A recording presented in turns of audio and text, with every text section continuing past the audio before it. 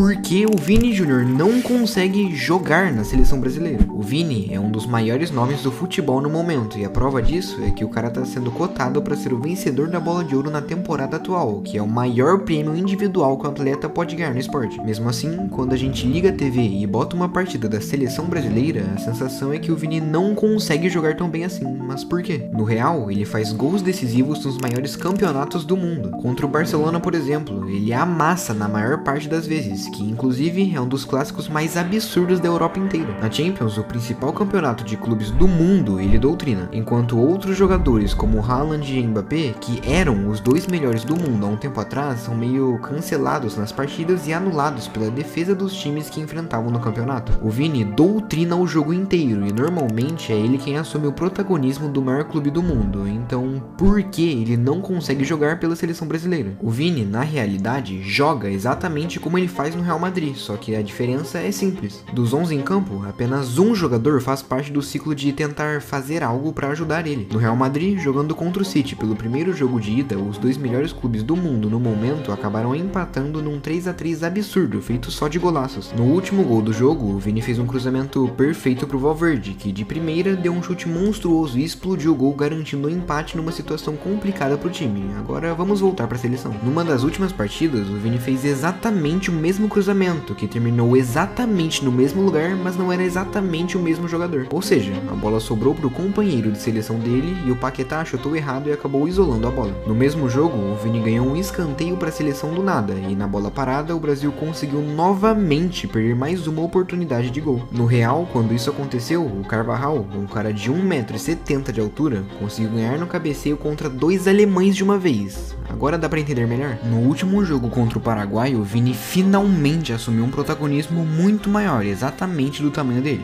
Mas mesmo assim, dentro da partida dá pra ver nitidamente que na maior parte do tempo ele jogou sozinho. Savinho driblava de um lado e de alguma maneira a bola sempre sobrava no pé dele. Depois disso tinha passe pro Paquetá, cruzamento pra dentro da área e tudo o que ele poderia fazer, mas como sempre, ninguém aparecia pra ajudar o homem. Quando o Vini chegou no Real, ele era uma promessa que praticamente todos desacreditavam. Quando disseram que ele não era bom em jogos decisivos, ele virou bom e decidiu 2 Champions. Quando diziam que ele não saía do bolso do Araújo, ele fez o homem parecer um zagueiro qualquer. Vini passou pelo Kimmich quantas vezes ele quis, algo que nem mesmo a dupla antiga do PSG conseguia fazer, e ele mesmo conseguiu anular os zagueiros do Dortmund, que estavam anulando o Mbappé, que até então era um dos caras mais decisivos do mundo no futebol. Paquetá é ótimo jogando na maior parte das vezes na Europa, e o Bruno Guimarães, por exemplo, é um jogador muito estável no Newcastle, mas na seleção nenhum dos dois chega nem perto dos companheiros que ele tem no Real. Guilherme Arana, o homem que jogou por 90 minutos, destruiu o Vini e todo o estilo de jogo dele contra a Costa Rica. Ele não conseguia ajudar o Vini a completar as jogadas, e como tinha sempre dois em cima de toda a tentativa do Vinícius, não tinham brechas para o homem passar e tentar algo. Quando ele finalmente conseguia tentar passar e ganhava alguma disputa sem perder a bola, não tinha ninguém livre para receber passe na frente ou algum jogador pelo menos tentando se infiltrar. Rodrigo é o único dali que se salva. Quando eles jogam juntos no clube, faz sentido que o jogo encaixe mais. Exatamente por isso, as principais jogadas saem quando os dois se encontram no campo, ou seja, se o Dorival for esperto, é só botar os dois no mesmo lado e esperar a magia acontecer. Pela seleção, o Vini fez alguns jogos bons, principalmente jogando na Copa. Agora pensa,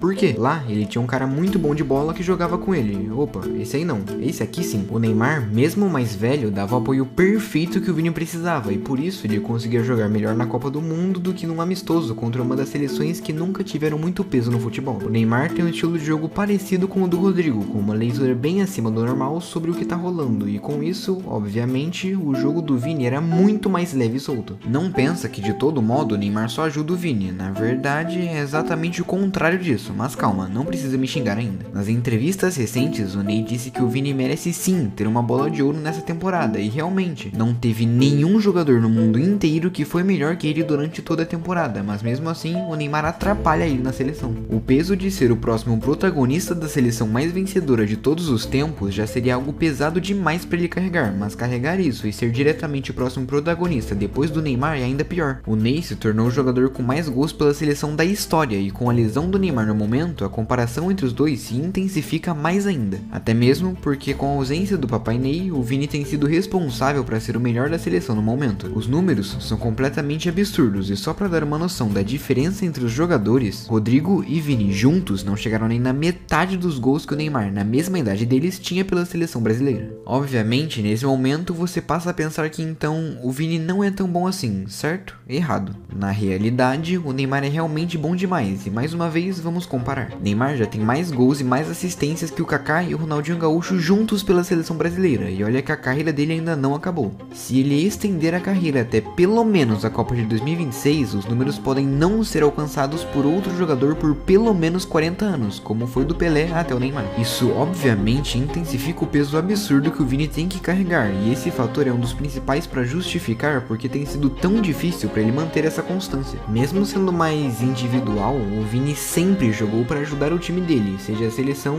ou o clube do coração, e de novo, a prova desse ponto é que no ano passado foi uma das maiores injustiças do mundo ver ele tão longe do top 3 melhores jogadores, e mesmo assim ele não ligou e disse que preferiria ganhar mais uma Champions do que a bola de ouro. Mesmo assim, o Vini começou a marcar gols, então se ele continuar nesse mesmo ritmo, vai ser um dos melhores jogadores da seleção brasileira. Mas espera, pensando agora, se o Vini alavancar cada vez mais na carreira, em 2026 ele já pode ter sido 2 vezes o melhor do mundo, então será que ele ainda seria capaz de alcançar o sonho máximo do Neymar junto com ele na última dança do seu ídolo?